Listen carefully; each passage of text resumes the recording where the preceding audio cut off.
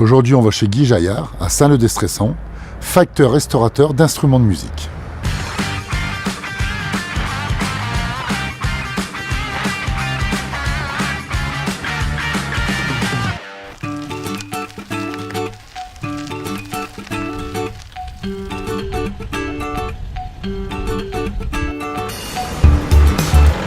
Bonjour, enchanté Hervé.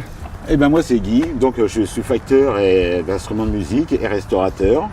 Si vous voulez venir visiter. Avant d'avoir un produit fini, on commence par quoi? Pour commencer, il faut déjà trouver du bois. Donc en France, on a des bois qui sont superbes comme le buis, le cornier, et après on le travaille.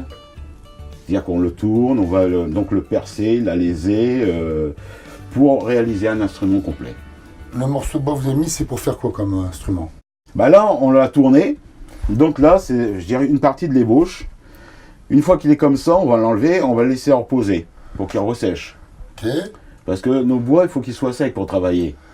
Donc alors, quand on me demande combien de temps je mets pour faire un instrument, en fin de compte, il y a 16 ans. Parce qu'il y a 15 ans de séchage. Parce que nous, c'est de l'air naturel. On ne passe pas par étuve, on ne passe pas par tout ça. Hein. Moi, aujourd'hui, je vois un bout de bois en face de moi. Voilà, les gens, ils ont envie de voir comment ça se passe un petit peu, si ça vient une flûte ou quoi. Cette étape-là, ça peut être à peu près n'importe quoi. Ça va être après suivant, je vais dire, les commandes que j'ai et suivant les désirs des gens. Guy, il y a combien de temps que vous êtes installé?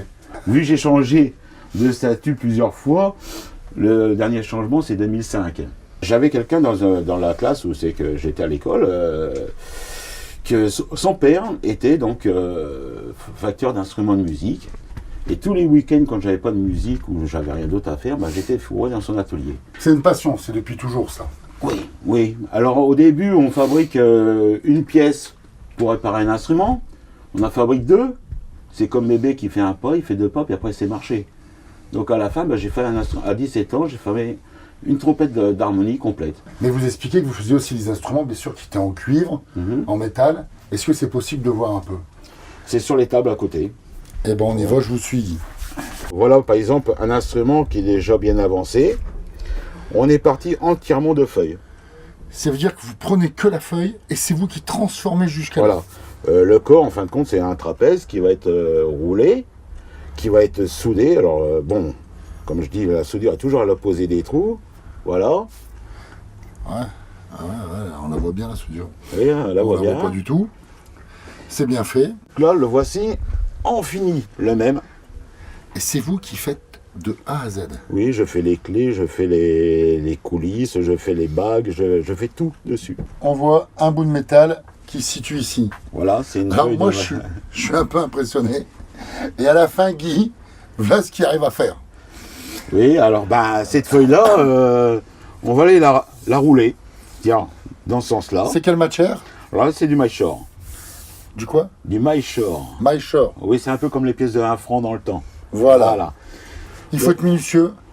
Il faut être minutieux, il faut être patient, il faut pas avoir peur de faire des heures. C'est des techniques anciennes, mais des techniques qui mettent, je dirais, du temps. C'est comme quand je fabrique une hanche, on va dire entre guillemets, quand un musicien arrive, j'ai les bouches.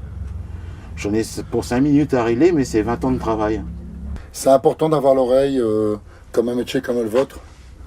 Oui, et c'est pas qu'une oreille, parce qu'une note, bon, on peut avoir une note pure, mais aussi avoir des harmoniques. Parce que chaque fabricant, en fin de compte, a une empreinte. Et je vois derrière ici tous les instruments finis. Est-ce que c'est possible d'aller les voir? Mais bien sûr. Eh bien, on y va.